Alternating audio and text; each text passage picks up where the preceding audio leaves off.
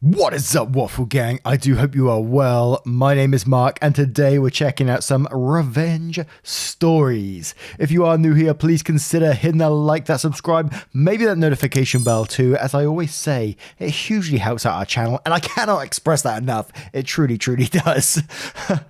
Truly, thank you from the bottom of my heart for getting involved with the channel, and let's crack on with today's stories. Much love, guys. Now, our first story is a bit of a historical one, but it was a request from Angry Aussie Gamer saying, repeatedly blocking my car in a private parking. Good luck finding and getting your car out. Not sure if this is petty or pro, but it was certainly creative and extremely funny at the time. So I'll try here. Which has end-to-end parking for 2 spaces per apartment, and access to the parking levels 1 to 5 are done via a locked automatic roller door, which people can only get through if they have a remote for it, or sneak through behind someone else. I only have a single car, and sometimes I let my friend park in the space in front of my car if they give me notice, so I generally park at the back of the double space. Plus it's easier for my neighbours who have 2 cars. Earlier this year, a random car began parking in front of mine on Friday afternoons, meaning I couldn't go out with my car on Friday nights. Annoying, but not the biggest issue when you live super close to the city. This continued nearly every week over about 5 weeks when I didn't park my car at the front of the bay, which I began doing, but at times I planned to leave the space free for friends coming over or whatever, the car appeared again. I made repeated attempts to stop this behaviour by leaving notes, which escalated into leaving printouts of a photo of the car with a license plate clearly visible and an explanation that if it happened again, I'd press charges and or have the vehicle towed. Well, it happened again, and this time it was still there Saturday afternoon when I had been planning on going away with a group of my mates. My guess is someone went out on Friday, got drunk and decided to pick up the car later, not concerning themselves with the inconvenience it caused anyone else. It clearly hadn't moved, as my aggressive note telling them to fuck off was still there sitting limply under the wiper blades. I figured enough was enough. It was time to have the vehicle towed, so I called building management and eventually calling a towing company who refused to help because the space was on the 3rd floor, and they can't get any trucks up to that level because of the height and space restrictions.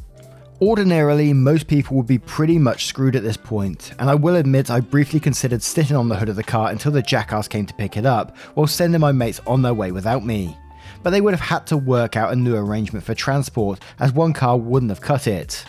Fortunately for me, however, my parents only live 30 minutes away and have a garage where I work on one of the cars that's getting at the tail end of minor restoration. One of the things I use pretty often is a set of vehicle positioning jacks to jam my project car right up against the wall of the garage to minimize the space it takes up. For anyone that doesn't know, vehicle positioning jacks are basically devices that slot under each wheel and then lift the car up on hydraulics so you can freewheel it any direction. While I hadn't originally gone to retrieve them, when I had to take my project car off them, a bright idea came to my head. None of my mates minded spending an extra hour to screw someone over that had interfered with us. So we grabbed the jacks and went back, propped the car up and wheeled it out.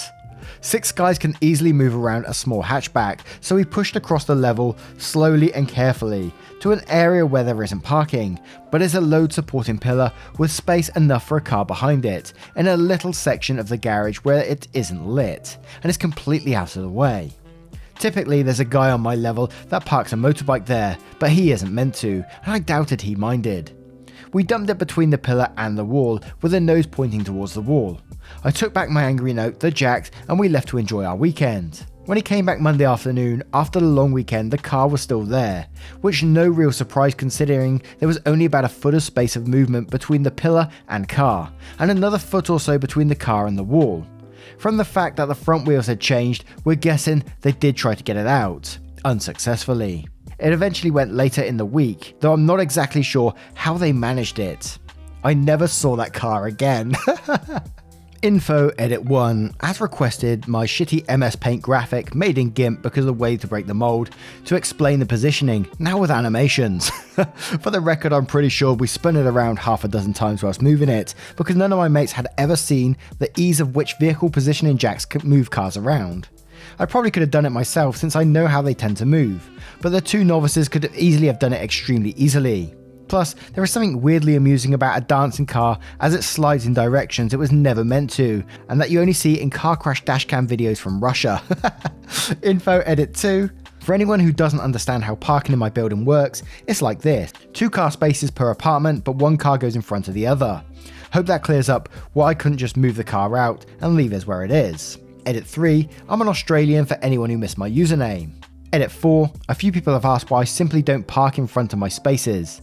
I don't always drive to work because I live close enough so my car stays home. My mates will need to go into the city every so often. Usually happens randomly, like once a week. So if I leave my car at the front of the bay, I'd either have to go home to move it or tell my mates they're shit out of luck. I'd rather not take away benefit to my friends or because of the occasional jackass, and a single persistent jackass wants to freeload too. At least my mates buy me a beer or pay for my gas occasionally, plus the person parking in my space illegally is the one doing something wrong, not me. Info edit 5, police also will not help unless the vehicle has been there long enough to be considered abandoned. However, cite that I'm within my rights to have the vehicle moved or towed, which as pointed out won't happen because of the difficulty unless I pay a ridiculous removal fee which is greater than the impound charge.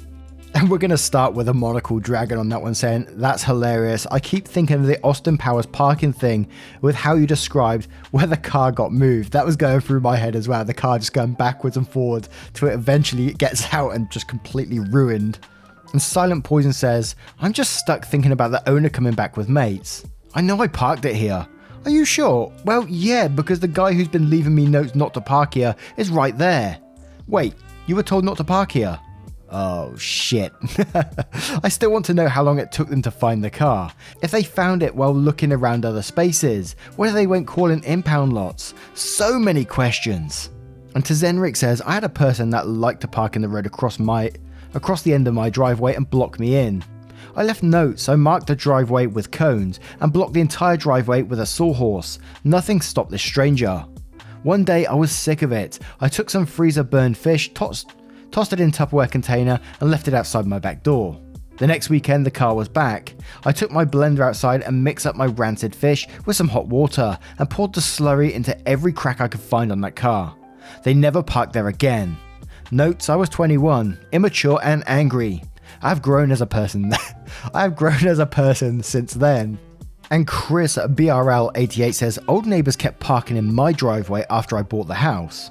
Tried to be polite, they came back with tough shit, get used to it. Sue, the old owner, was never home so we use that drive all the time and we aren't changing now. Bottle of liquid arse, what? In the ventilation intake and the base of the windshield changed that pretty quickly. These are the same former neighbours that also backed over a retaining wall and caused $10,000 in damage to my property and refused to pay. Fun fact, an insurance company can petition to have the state suspend somebody's driving license if they refuse to pay deductible on a claim against them. And if they're bad about checking their mail, they don't know about it until a cruiser's automated plate scanner catches their car and they get pulled over. The prize is a weekend in jail for driving under suspension. They don't live there anymore. And here's the destroyed wall pictures. I do love a parking dispute one, me. I'm all over that. And moving that car into that space and getting them stuck is, I'd love to have seen that. How about you guys? Have you guys ever had any parking disputes of your own? It'd be awesome to hear them down in the comments. And we'll move on to the next story. And our next story comes from Chapter 8FF. Escalating feud leads to dad orchestrating his brother's arrest. My uncle has always been a self-righteous, petty slimeball with a foul temper and a grandiose idea of his own importance but little to no brains.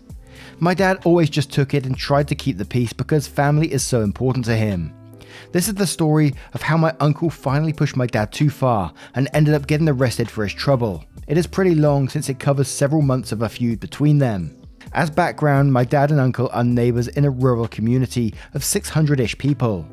My dad built the house my uncle lives in and sold it along with a small plot, so my dad's remaining land is about 6 acres and runs along the side and the back of my uncle's smaller property. My uncle is a dealer for HVAC units. My dad is in the HVAC business and would buy some things from his brother, even though his brother's prices were higher and he had a more limited inventory than other dealers, in order to help his brother out. My dad also rented a building his brother owned and used it as his shop/office. He only rented the building in the parking lot, but in the field out behind the shop, my uncle and dad both would collect old HVAC units. These things are rusty and all around fugly, but when they didn't have anything else to do, they could get one of these old units to break down for scrap. This story starts one day when my dad went to his brother and said he needed a certain unit, but his brother quoted him a really high price and couldn't deliver in the time frame my dad needed.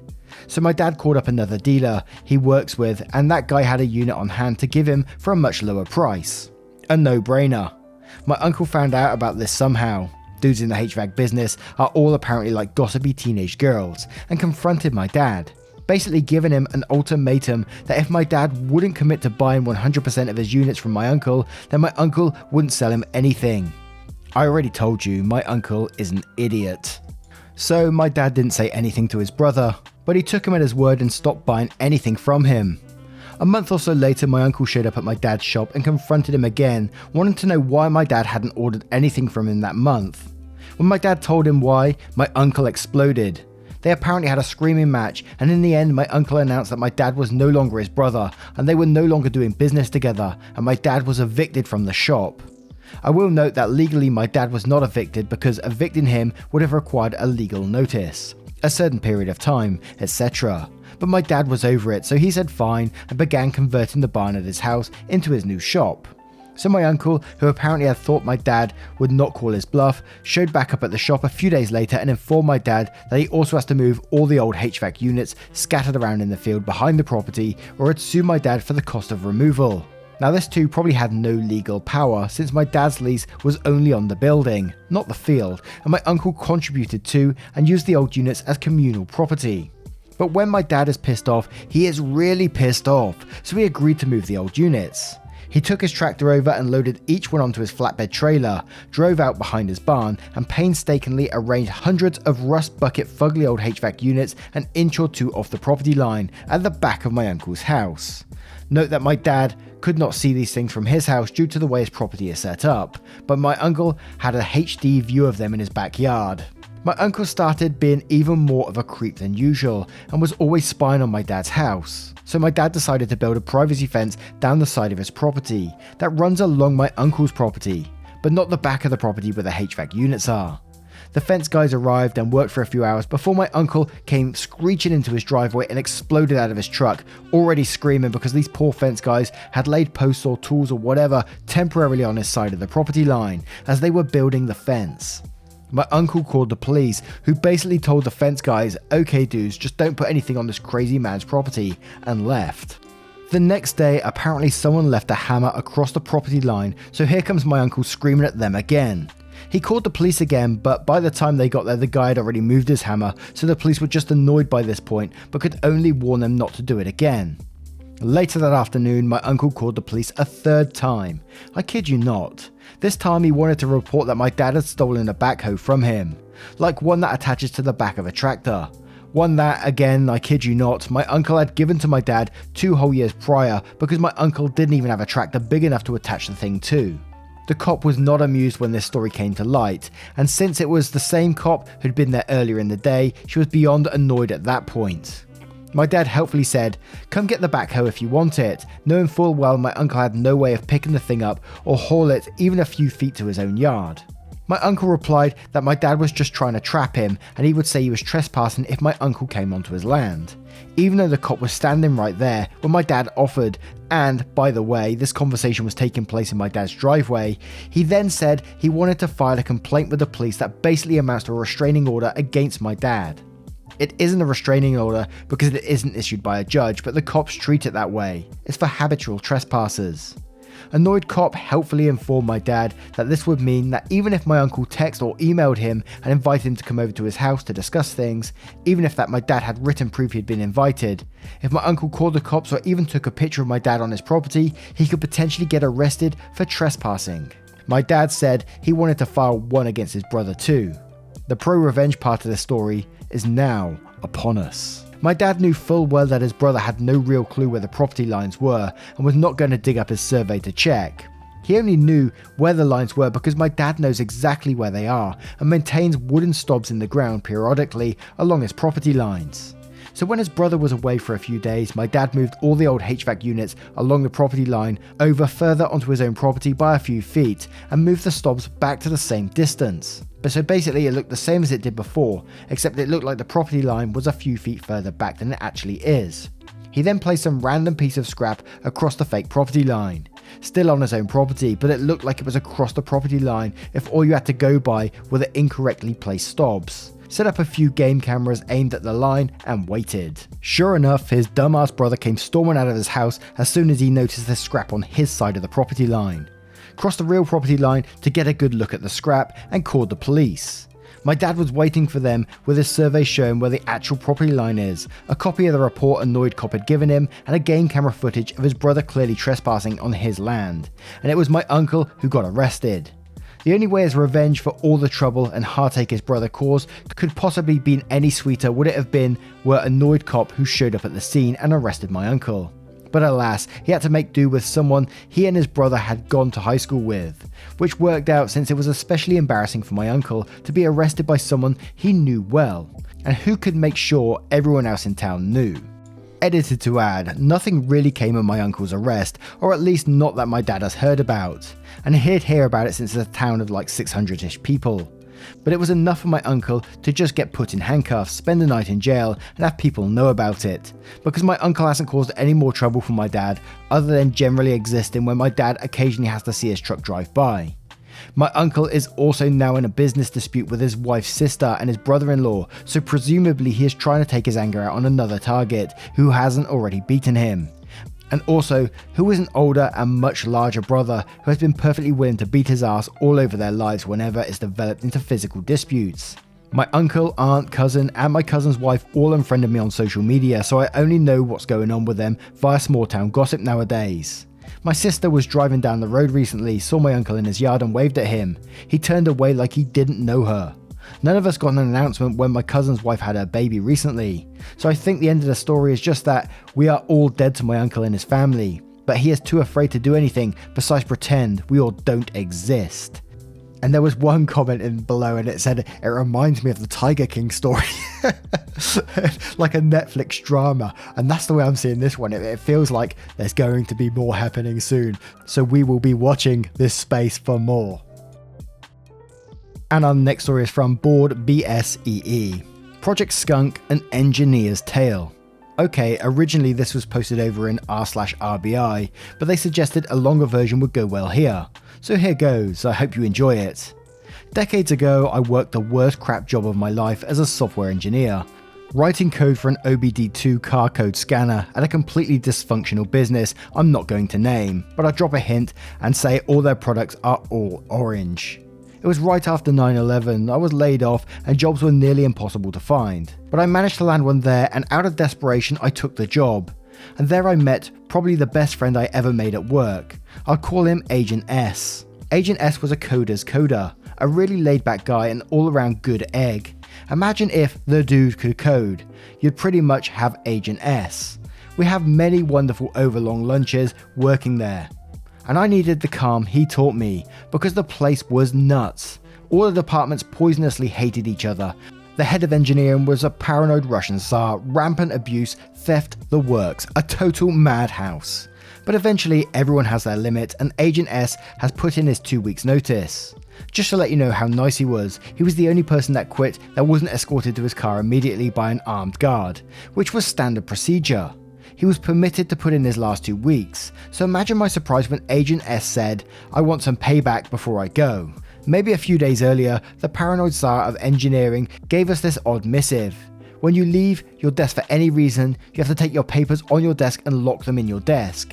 You are to lock your computer, you are to put a password in your BIOS and shut down your machine when you leave for the night. You are to erase your marker boards, leave no scrap of paper at any hint of what you are working on, and no explanation why, which was standard for him, just do it. Of course, we all wanted to know why. So our man in the field, I'll call him Bond, went about finding out. Bond was sociable and likable and had friends in every department in the increasingly balkanized organizational structure. I'll ask around and don't tell anybody. He found out. Engineering Tsar got word somehow that people in the sales department were working late and were waiting for engineering to leave. Once we left, they were going through our desks and computers looking for clues as to what we were working on. They would then copy this stuff down, claim it as a project I'm heading up, and present the material to their superiors so they could look valuable and get raises and all that fun sales stuff. Yes, I know, sales is supposed to query their customers for features they'd like, then make proposals to engineering. I did say this place is dysfunctional, right? Engineers drove the product design since sales couldn't be bothered, and why should they, when they could just steal it instead, right? So Agent S had had enough. We made Project Skunk. All projects in this place were named after an animal. We decided to leave a hint in the name that all was not as it should be, and we dreamed up the most amazing OBD2 scanner in the world. Here are some of the specs. Since everyone knows 32-bit processors are more expensive than 8-bit processors, we would save money by using a 2-bit processor. The EEPROMs that held the automotive database were expensive as well, so to save space, we would use zip to compress the database 12 times and store it on a single 4K EEPROM. Predictive Analyst, if you enter in the last few codes your car through, it would extrapolate and tell you the next part on your car that was going to break. I thought of this one, I'm especially proud of it. And so on. We spent a happy afternoon drawing up box diagrams with flux capacitors and n-dimensional grommets and a yo-yo dyne compensators, lots of specs and analyses and other assorted bits of utter nonsense. We scattered them all over Agent S's desk, then went home. The very next day, our man in the field Bond gives us the news. Project Skunk is a hit. The entire building is buzzing over it. Salespeople are tripping over each other, taking credit. It took about a week before the stolen goods were finally passed upstream to the six-figure guys before someone with half a clue noticed that everything in the project was absolutely fucking impossible. Agent S had left by then, but I tracked him down and we had lunch and told him the results of the ill harvest he had left behind. Sales had been seriously embarrassed in front of their superiors and the ones over them as well. I don't know if anything came of it. It was an old boys network there, and I'm sure they covered for each other somehow, but they were embarrassed and they were hurt. How do I know? Every day from that day on, anytime a person from sales passed me in the hallway or something, they would physically turn their face from me to shun me. It was hilarious, like somehow I'm the arsehole for making fake stuff for them to steal. They went under not too long after that. The building is now a medical company supplying COVID masks. I've just got this picture of a big board meeting, like all the bigwigs sat around the table and this person at the front with like a board in front of them with a flux capacitor drawn on it saying, "This is the future." Amazing. Anyway, guys, what do you guys make of today's revenge stories? Did you enjoy it? I love a bit of revenge every once in a while. I just love it. How about you guys? Let me know if you guys have any of your own revenge stories. And if you have a moment of your time, please consider leaving a comment below because that massively helps out our channel, and also hitting that like button too. Again, hugely helps out. Thank you so much for your love, time and support towards the channel. It really does mean the world and it helps me do what I do. So thank you so much, and I will see you hopefully in the next one. Take care, guys. Much love.